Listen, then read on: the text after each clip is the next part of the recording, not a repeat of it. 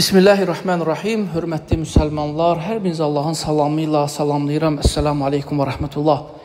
Bir məsələni yadınıza salmaq istərdim. Bu məsələ də bəzən insanlar arasında olan söz-söhbətlər və mübahisələrdir. Tez-tez eşidirik və tez-tez bizlərə də müraciət edirlər ki, filan kəs mənim haqqımda belə dedi, filan kəs mənim haqqımda filan yerdə belə danışdı, mən ondan intiqam almaq istəyirəm və s. kimi bir fikirlər var.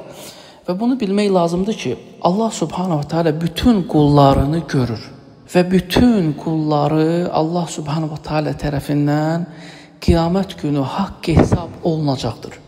Və biz müsəlmanlar inanırıq ki, qiyamət günü haqq tərəziləri qurulacaq. Uca Allah buyurur ki, Bismillahirrahmanirrahim, biz həmin gün mavazinəl qist, haqq tərəziləri, ədalət tərəziləri quraşdırarıq. Fələ tuzləmu nəfsun şeyə. Və o gün heç kimə, heç kəsə zərrə qədər də zülüm olunmaz. Ona görə bu məsələdə rahat olmaq lazımdır. Və ən böyük problemlərdən də biri nəmmamlardır. Və Peyğəmbər sallallahu aleyhi ve sellem buyurur ki, nəmmamlar cənnətə girməz. Lə yədxulul nəmməməl cənnə. Nəmmam cənnət. Nəmmam isə söz gəzdirəndir. Hətta haqq olsa belə. O haqq olsa belə gedib filan kəsin sözünü, filan kəsə deyirsə o insan nəmmamdır. Bilin ki, o sizin də sözünüzü başqa adamlara deyir. Ona görə müsəlman islah edici olmalıdır, ifsad edici olmamalıdır. İnsanların sözlərini bir-birinə çatdırmamalıdır və xüsusən də bu sözlər əgər fitnə, fəsad qoxusu gəlirsə, ümumən bu haqda danışmamalıdır. Axı biz Allaha inanmışıq, axı biz Allaha həvalə etmişik, təvəkkül etmişik. Bəs nəyə görə bu məsələlərdə biz baxırıq ki, bir-birimizdən müəyyən sözlər eşidirik və bir-birimizi insanlar incidirlər və sonra problemlər yaşayırlar. Bəyəm biz qiyamətə inanmamışıq. Məyər biz inanmırıq ki, Allah subhanət hələ hər bir sözə görə haqq hesab edəcək. Məyər biz bu ayətə inanmamışıq ki, Uca Allah Quran-ı Kərimdə buyurur ki, Bismillahirrahmanirrahim, Aləl yemini və aləl şimali qa'id. Mə yəlfidu min qavlin illə lədeyhi raqibun atid. Sizin sağınızda və solunuzda oturan mələklər vardır və sizin hər bir sözünüzü yazırlar. Ona görə nəyə görə biz bir-birimizi bu formada incitməliyik? Kimsə kimiz haqqında pis danışdırsa və sən də onu eşitdinsə, özünü eşitməməzliyə vur.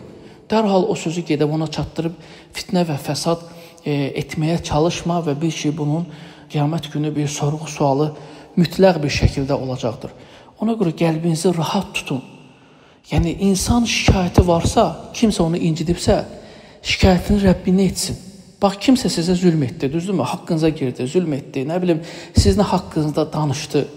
O zaman şikayətinizi Rəbbinizə edin. Bilin ki, o ən gözəl dostdur, ən gözəl eşidəndir və ən gözəl yardım edəndir. Necə ki, Yaqub aleyhissalam buyurur ki, İnnəmə əşku bəthi və hüzni ilallah və a'ləm minəllahi mə lə tə'ləmun. Mən şikayətimi, hüzünümü, qəmimi, bütün sıxıntılarımı yalnız Allaha deyərəm və sizin bilmədiyiniz şeylər haqda mən Allah haqda bilirəm. Siz bilmirsiniz, mən Allah haqda çox şey bilirəm. Yəni, bilirəm ki, o haqq, ədaləti yerinə qoyandır, haqq hesabı gücdə edəndir. Və ona görə hər hansı bir məsələdə, hər hansı bir sıxıntıda qəlbimiz rahat olmalıdır. İnsanlar sənin haqqında danışsa, bil ki, qeybət etdilər və bil ki, sən qiyamət günü, əgər onlar səndən bu dünyada halallıq almasar, qiyamət günü sən onlardan yaxşı əməllərini alacaqsan və hətta qiyamət günü təmənni edəcəksən ki, kaş onlar gecə-gündüz dayanmadan sənin haqqında danışardılar ki, sən onların namazlarından, oruclarından, həclərindən, ümrələrindən, sədəqələrindən, yaxşı əməllərindən götürəsən. Ona görə Allaha təvəkkül et, qəlbin rahat olsun, özün rahat ol, şikayətin varsa, sözün varsa, ən yaxşı, ən gözəl dost olan Allaha şikayət et, ən yaxın olan Allahdır, onunla danış. Mən hər zaman deyirəm, Allahla danışın, tək olanda danışın, dərdləşin. Maşın sürəndə, evdə olanda, tək olanda, qadınlar mətbəxdə olanda, kişilər maşınlar sürəndə, tək olduğunuz halda Allahla danışın. Allahım belə oldu, belə oldu, belə oldu. Filan işdə belə dedilər, mən sənin rızan üçün sustum, heç nə demədim. baxın, bunu deməklə həm qəlbiniz rahatlıq tapacaq, həm də Allahla dost olmuş olacaqsınız. Çünki əsl dost sirdaş nəyə görə adlanıb? Çünki sirvi deyirsən ona. Və sən sirvi Allaha deyəndə sən onunla yaxınlaşırsan, dost olursan, rahatlıq tapırsan. Allah hər birimizi əsl Allaha dost olan qullarından etsin. Amin ya Rabbil alemin.